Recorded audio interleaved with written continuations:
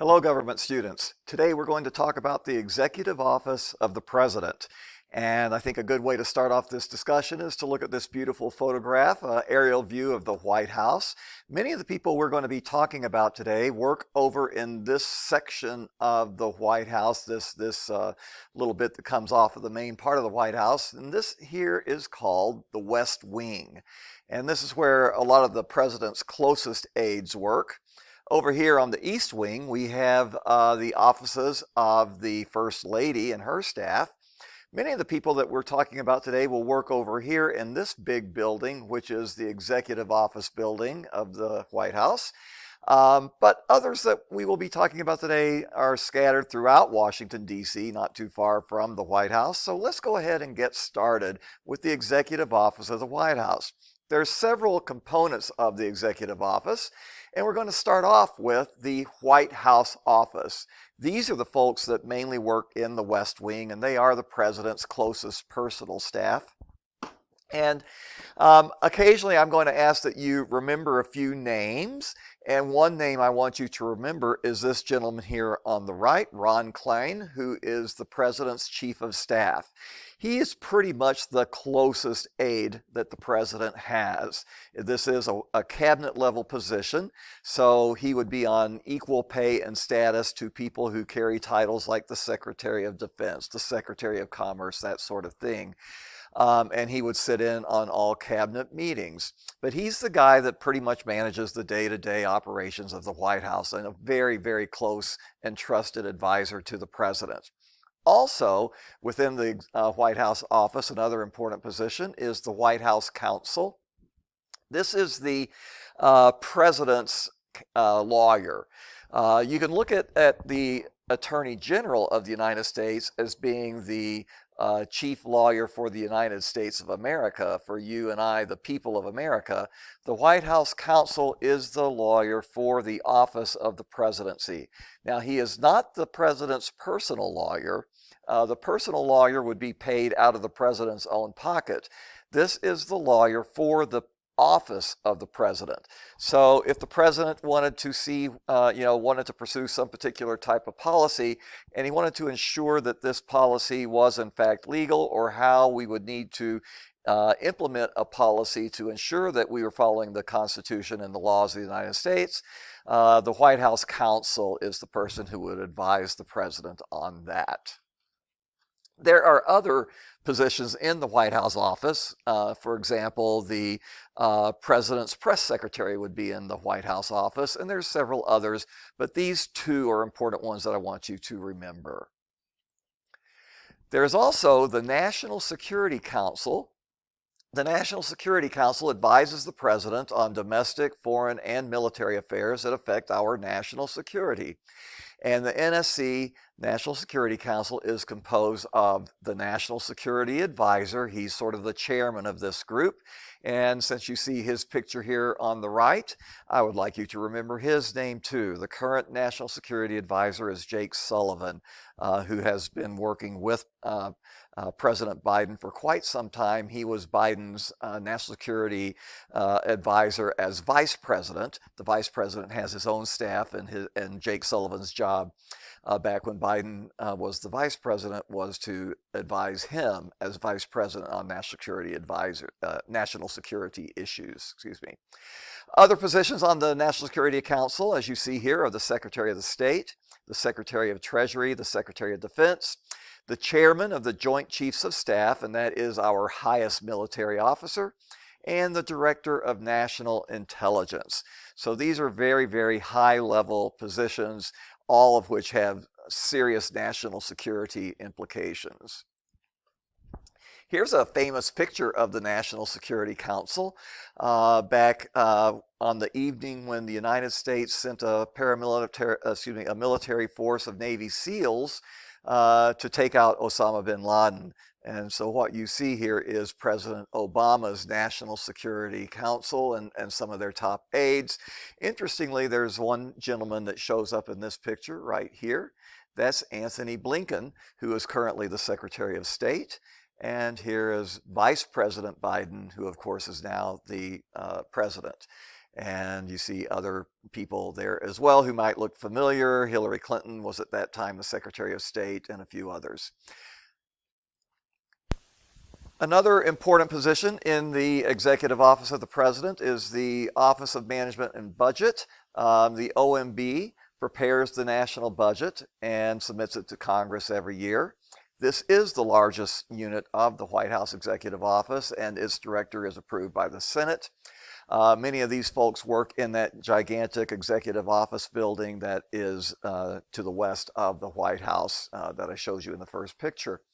The Office of Management and Budget has some similarities to the Congressional Budget Office, but the OMB would probably be considered a little bit more partisan than the Congressional Budget Office. We talked about the Congressional Budget Office when we were doing the legislative branch. That's a very nonpartisan organization whose job is to predict what things will cost, what government programs will cost in the future. The OMB does that as well, but it is working directly for the president and tends to be a little bit more partisan, favoring the interpretation of cost numbers that the president and his party might favor. That's not to denigrate the OMB at all. It's a very well-respected organization with very competent people, but again, it is a little bit more partisan than the Congressional Budget Office, which is nonpartisan, works for both Republicans and Democrats in Congress.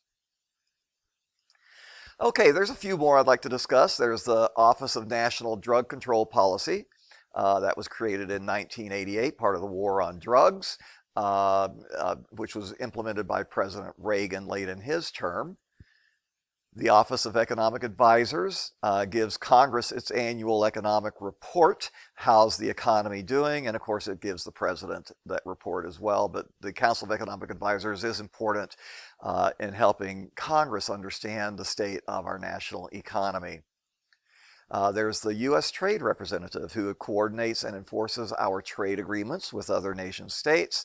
If we believe that someone may be cheating and maybe abusing American trademarks and that sort of thing, it would be the U.S. Trade Representative who would investigate that and recommend policy actions against those who might be breaking trade agreements or breaking trademarks illegally. And then there's a fairly new one, the Office of Domestic Climate Policy. And this was created by President Biden just this past, at the start of his administration in January of 2021. So this is probably the newest of the executive office departments. But there's a whole bunch of them. There's 16 of them in all. And most of the directors of these positions would be considered cabinet level positions. So they're, pretty high and prestigious positions, obviously. There's a lot of them. I would not test you on all of them. I'll only test you on those that I really wanted to highlight here, where I showed you some people names who are in charge of those positions. There are a few more important cabinet level positions to discuss, not necessarily part of the executive office, but they nevertheless are very, very important cabinet level positions. And that would be the Director of National Intelligence, who is Avril Haines. Her job is to coordinate the activities of all of our nation's intelligence departments. That would include the FBI, the CIA, the NSA, National Security Administration. And there's about 18 in all of these intelligence organizations within our government, and her job is to coordinate their activities.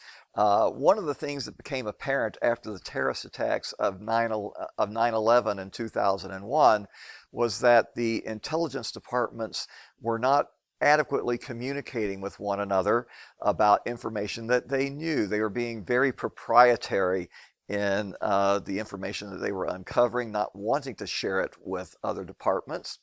And that probably contributed to the ability of those terrorists to successfully attack America on September the 11th, 2001. So the Director of National Intelligence position was created to ensure that that kind of thing never happened again. The Select Committee in Congress that investigated the 9/11 attacks recommended the creation of the Department of National Intelligence, and we did follow through with that. Avril Haines is the current director, and she is the first woman to ever head the Department of National Intelligence, and she's a very highly regarded intelligence official, has been in the CIA, I believe, in the past, and now is Director of National Intelligence. Also, we have over here on the right our UN ambassador who is in charge of multilateral diplomacy. In many ways, her position mirrors that of the Secretary of the State. The Secretary of State deals more with unilateral diplomacy, working one-on-one with different countries across the globe, whereas the UN ambassador tends to focus more on multilateral diplomacy, where you're dealing with many countries at one time on a particular issue. And the current UN ambassador is Linda Thomas-Greenfield. Okay, I want to finish out this presentation by talking about the civil service. The civil service is composed of all federal employees who were not put into their position by appointment by the president. So these are regular professional employees. There's nothing political about their job at all. They are not appointed by the president. They are hired based on their qualifications. Another name for the civil service is the bureaucracy. However, I would say that that word bureaucracy tends to have a negative connotation. When you call someone a bureaucrat, that's typically not considered a compliment. Whereas if you call them a civil servant, that would be more complimentary. If any of you have ever gone to the State Secretary of State facility where you go to get your driver's license, those people who work there are civil servants for the state. They are also, you might say, bureaucrats. And the reason I say bureaucrat has a negative connotation, if you've ever gone into one of those Secretary of State offices to get your driver's license or any other thing you need to do in there, you've probably noticed it's not a particularly pleasant experience. Some of those people that work there seem like they don't enjoy their job. They can be rather surly and unpleasant at times. That sort of is the stereotype of a bureaucrat. People who go to work, they don't enjoy it, and they just stay there, you know, to get their paycheck and their benefits, but it's not a pleasant job. That's really not fair to civil servants to assume they're all that way. They are not. Most are truly doing their job because they feel a real commitment to do the best for their country. Again, it is a synonym. Bureaucracy and civil service are synonymous, but bureaucracy carries a little bit of a negative connotation, which really probably is not fair. The civil service started very, very early in our nation's history, really at the very start of our nation's history, and it grew pretty rapidly so that by the 1820s there were 20,000 people in the civil service. So most of those people worked in Washington, D.C. So Washington, D.C. by the 1820s is becoming a real city. But you know, it was created at the start of our nation's history, and it was not a city at all, but it is a city by the 1820s. Let's talk a little bit about the history of the civil service. And we really need to address Andrew Jackson.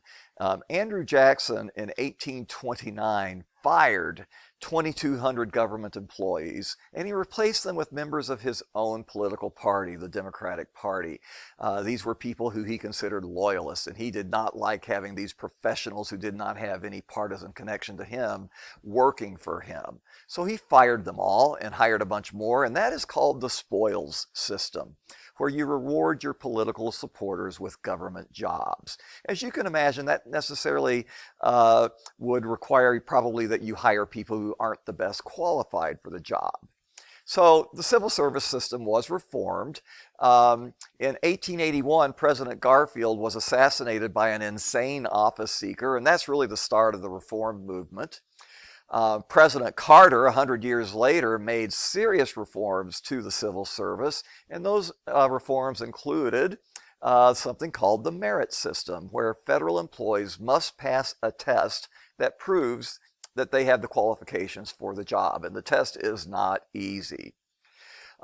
Federal employees cannot be party activists, so we want to ensure that they're nonpartisan. And federal employees cannot go on strike either. So that's a big deal. They can join a union, but they can't go on strike. That's against the law.